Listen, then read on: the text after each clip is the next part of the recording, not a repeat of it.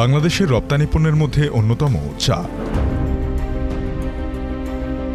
দেশের অভ্যন্তরে এর যেমন বিরাট বাজার রয়েছে, তেমনি এই শিল্প হতে পারে বৈদেশিক মুদ্রা অর্জনের গুরুত্বপূর্ণ মাধ্যম।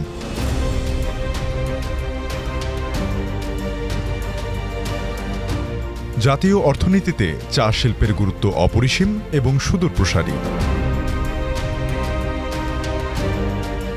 জিডিপিতে চা খাতের অবদান 0.81%।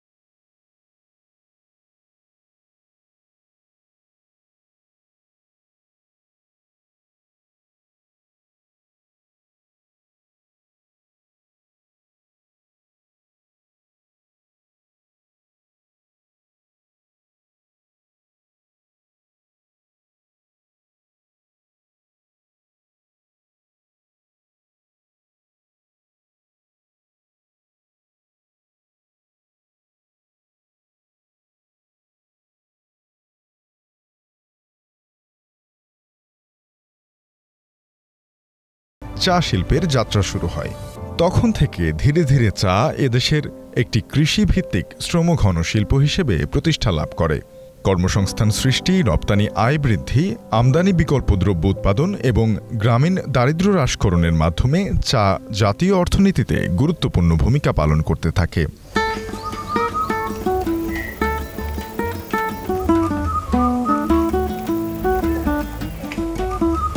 চা চাষের জন্য দরকার হয় পানি জমে থাকে না এমন পাহাড়ি ঢালু জমি। চায়ের ভালো ফলনের জন্য 175 থেকে 250 সেন্টিমিটার বৃষ্টিপাত জরুরি। 2 থেকে 3 বছর পর পাতা সংগ্রহ করা যায়, তবে গাছগুলো পরিপূর্ণতা লাভ করতে লাগে অন্তত 5 বছর। একটি চা গাছ গড়পড়তা 30 থেকে 40 বছর পর্যন্ত উৎপাদনের উপযোগী থাকে। তারপর পুনরায় নতুন গাছ রোপণ করতে হয়। চা প্রক্রিয়াজাতকরণের প্রথম ধাপ হল পাতা উত্তোলন, যাকে বলা হয় প্ল্যাকিং। ভালো মানের চা পেতে 7 থেকে 10 দিনের মধ্যেই পাতা উত্তোলন করতে হয়। দেরি হয়ে গেলে, অর্থাৎ বেশি বড় পাতা থেকে ভালো মানের চা পাওয়া যায় না। ফিল্ড থেকে প্রথমে আমরা পাতা প্ল্যাকিংয়ের পরে আমরা ফ্যাক্টরিতে নিয়ে যাই। ফ্যাক্টরিতে আমাদের ট্যাপ হাউস আছে, ওখানে পাতা নিয়ে রাখা হয়।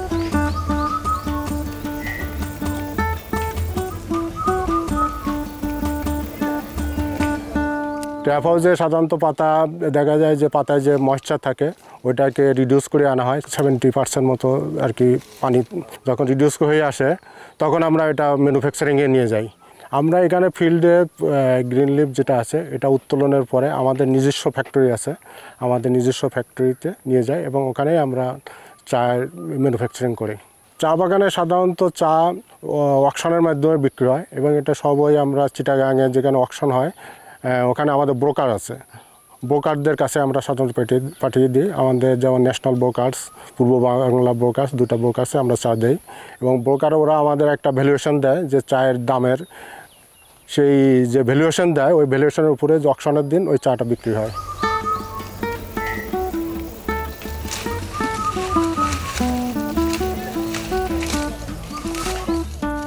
প্রতিদিন শ্রমিক প্রতি নির্দিষ্ট পরিমাণে চা পাতা সংগ্রহের লক্ষ্য বেঁধে দেয়া থাকে।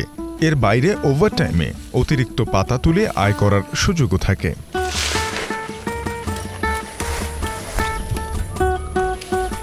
এই বাগানে আমরা তুলি একদিনে 23 কেজি পাতি তুলি। 23 কেজি তুললে আর 120 টাকা আমরা দেয়।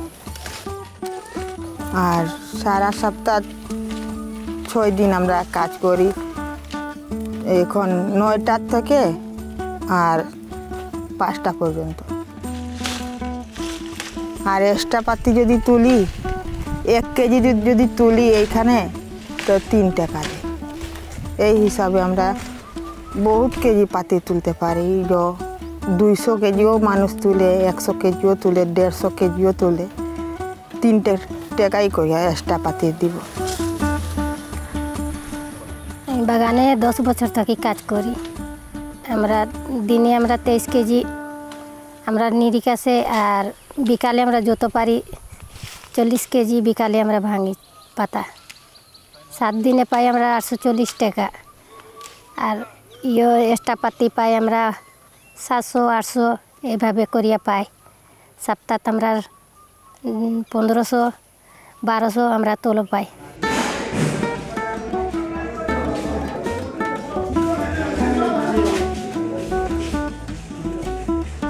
পাতা তোলার পর কালো চা প্রক্রিয়াজাতকরণের ক্ষেত্রে প্রথমেই এগুলোকে উইদারিং করা হয়। এই ধাপে বাগান থেকে সংগ্রহ করা পাতা 12 থেকে 16 ঘন্টা রেখে দেয়া হয়, যাতে আর্দ্রতা হ্রাস পেয়ে পাতাগুলি মলিন হয়। ফ্যাক্টরিতে চা পাতা আনার পরে 12 থেকে 14 ঘন্টা বা 16 ঘন্টা আমরা এখানে উইদারিং করি। তারপরে রোটার ব্যান্ড নামক মেশিন আছে, রোটার ব্যান্ড থেকে সিটিসি থেকে সিএফএম থেকে ডায়ার হয়ে চা শুকানো হয়। তারপরে শর্টিং মেশিনের মাধ্যমে আমরা চাগুলোকে গ্রেডিং করে আমরা চট্টগ্রাম অকশনে পাঠিয়ে দিই।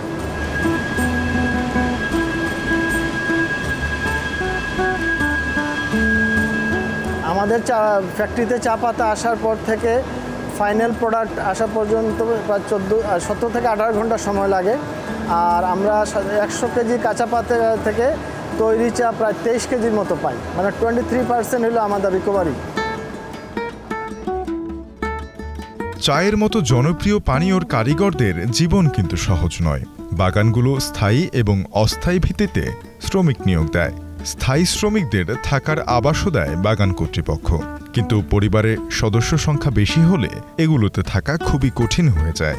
শ্রমিকদের রেশন এবং চিকিৎসা বাবদ কিছু অর্থও দেয়া হয়, তবে প্রয়োজনের তুলনায় তা অপ্রতুল বলে দাবি করেন শ্রমিকরা। তো একদিনে 120 টাকা দেয়, তো সারা সপ্তাহে আমরা পাই, যদি কিছু না কাটা করে তো পাই মনে কর 700 টাকা। তো 700 টাকার ভিতরে আমরা সারা সপ্তাহ যদি ঘরে 5 জন মহিলা থাকে কিংবা একা বাচ্চা থাকে তো আরও কত খরচ লাগে। এখানে বাচ্চা কাচ্চা যদি অসুখ হয় তো নিজের টাকায় গাড়ি রিজার্ভ করো, তো নিজের টাকায় ওই মেডিকেল মৌলভীবাজার লইয়া যাও, তো এখানে নিজের টাকায় খরচ হইব। তারারে কইব যে এখন বিল লিখলে মানে তারারে কাগজ বিল লিখিয়া দিলে তারা দিব, এটাও দিল তো দিল, নাইলে নাই। আমি এই যে 2টা বাচ্চা লইয়া গেলাম, এই পর্যন্ত আজ 15-20 বছর হয়ে গেল, বাকি এই পর্যন্ত একটা টাকা পাইলাম না। আমার একটা ছেলে আছে, ছেলের তলে আমি 25,000 টাকা ঢাললাম, বাকি এই পর্যন্ত 1 টাকা পাইছি, দিল না। পরে আর চাইলামও না। আমরা ঘর দিছে ছোটো ছোটো জায়গা, আমরা 5-6 জন মানুষ থাকার জায়গা নাই। আমার পরিবার বড়, ছোটো ছোটো জায়গা নিয়ে আমরা থাকি, জায়গা হইতে আসে না। সরকারের খানে আমরা চাই, আমরা দেই না।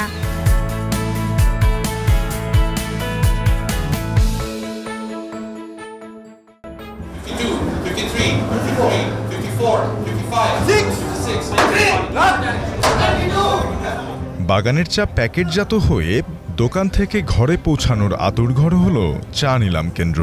2017 সাল পর্যন্ত দেশে একমাত্র চা নিলাম কেন্দ্র ছিল চট্টগ্রামে। 1949 সালে পূর্ব বাংলার আন্তর্জাতিক চা ব্যবসায়ীরা কেন্দ্রটি প্রতিষ্ঠা করে। এটি দেশের বৃহত্তম চা নিলাম কেন্দ্র। অন্য নিলাম কেন্দ্রটি সিলেটের মৌলভীবাজার জেলার শ্রীমঙ্গলে অবস্থিত। 2017 সালে এই কেন্দ্রটি চালু হয়। চট্টগ্রাম চা নিলাম কেন্দ্রে 7টি এবং শ্রীমঙ্গল কেন্দ্রে 6টি ব্রোকার হাউস আছে। নিলামের প্রাথমিক প্রক্রিয়া শুরু হয় ব্রোকার হাউস থেকে। প্রতি সপ্তাহে নিলামের আগে বাগানে উৎপাদিত চা চলে আসে ব্রোকার হাউসে। সেখানে চা পাতার গুণগত মান যাচাই করে ব্যবসায়ীরা নিলামের দাম হাঁকেন।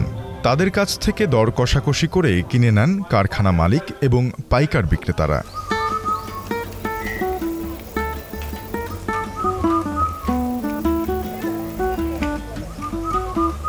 বাংলাদেশ চা বোর্ড কর্তৃক নিবন্ধনকৃত সর্বমোট ১৬৭টি চা বাগান রয়েছে। এর মধ্যে টি স্টেট ১২৯টি এবং চা বাগান ৩৮টি। টি স্টেটগুলো স্থায়ী নিবন্ধনপ্রাপ্ত। চা বাগানগুলোর মধ্যে ৩১টি স্থায়ী এবং বাকি ৭টি অস্থায়ী নিবন্ধনপ্রাপ্ত। দেশে ২,৭৯,৫০৬ একর ভূমিতে চা চাষ হচ্ছে। মোট জমি ২,৭৯,৫০৬.৮৮ একর। এর মধ্যে মৌলভীবাজার ১,৫৬,১৯১.৯৪ একর, হবিগঞ্জ ৫৪,১৬৪.১৬ একর, সিলেট ২৮,৯৩৬.৩২ একর, চট্টগ্রাম ৩৪,৫৬০.৪৫ একর, রাঙ্গামাটি ৭৯৪.৯৪ একর, পঞ্চগড় ৪,৮১৮.২৯ একর, ঠাকুরগাঁও ৪০.৭৭ একর।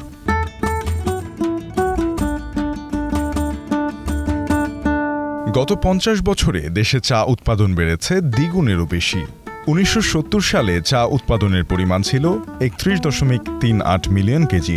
২০১৬ সালের পর থেকে দেশে চা উৎপাদন উল্লেখযোগ্য হারে বেড়েছে। ২০১৯ সালে দেশে ৯৬.০৭ মিলিয়ন কেজি চা উৎপাদন হয়। যদিও কোভিডের কারণে ২০২০ সালে উৎপাদন কিছুটা কমে ৮৬.৩৯ মিলিয়নে নামে। তবে ২০২১ সালে আগের সব রেকর্ড ভেঙে ৯৬.৫০ মিলিয়ন কেজি চা উৎপাদিত হয়। ২০১৯ সালে বিশ্বব্যাপী চায়ের বাজারের আকার ছিল প্রায় ২০১.১ বিলিয়ন মার্কিন ডলারের। কোভিডের কারণে ২০২০ সালে এটি কমে দাঁড়ায় ১৭৮.৭ বিলিয়নে। তবে ২০২১ সালে তা আবারও বেড়ে রেকর্ড ২০৭.১ বিলিয়ন ডলারে ওঠে।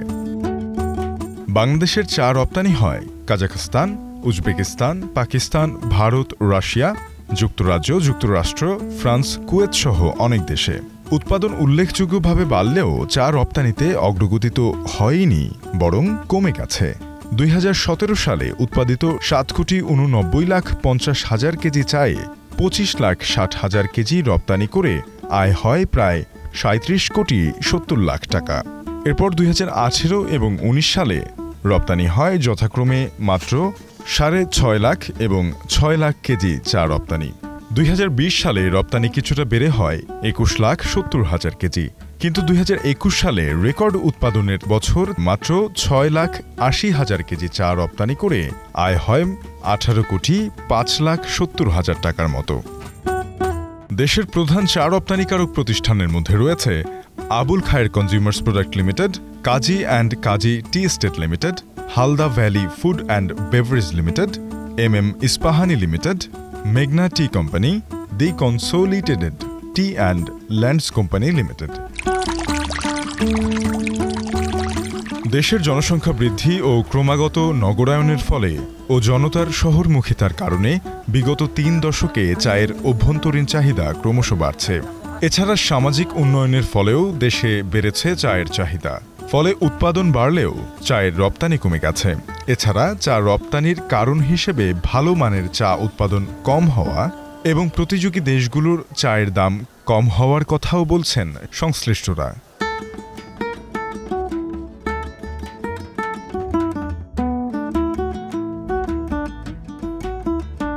সম্ভাবনাময় এই শিল্পে আছে নানাবিধ সংকট। চা শিল্পে বিনিয়োগে এখনও খুব বেশি আগ্রহ দেখা যায় না। ফলে এই শিল্প তীব্র আর্থিক সংকটের সম্মুখীন। এছাড়া চা শ্রমিকদের বেতন এবং সুযোগ সুবিধার আজও তেমন উন্নতি হয়নি। এ কারণে শ্রমিকদের মধ্যে অসন্তোষ রয়েই গেছে। ফলে গুণগত মানসম্পন্ন চা উৎপাদন ব্যাহত হচ্ছে, যার প্রভাব পড়ছে রপ্তানিতে। বাইরের যেসব চা পাতা বাংলাদেশে বিশেষ করে আমদানি করে, এইগুলোর সাথে আমাদের এই নিম্নমানের চা যেটা, এটা টিকে থাকতে পারছে না, যার জন্য দেখা যায় যে আমাদের চা পাতা বাইরে যাচ্ছে না। আমাদের বাইরে রপ্তানি করতে গেলে আমাদের চায়ের মানের দিকে সবসময়ের জন্য নজর দিতে হবে। কিভাবে আরও উন্নত মানের চা উৎপাদন করা যায়, প্লাকিং গ্রাউন্ড ঠিক রাখতে হবে। আমাদের যে কারখানা আছে, কারখানাগুলো আরও উন্নত মানের করতে হবে। ইন্ডিয়াই আমাদের চায়ের প্রতিপক্ষ, কারণ ইন্ডিয়া থেকে অনেক সময় ব্ল্যাকে চা আসে, যার জন্য আমাদের চা ইন্ডিয়ার চায়ের সাথে দেখা যায় যে টিকে থাকতে পারছে না।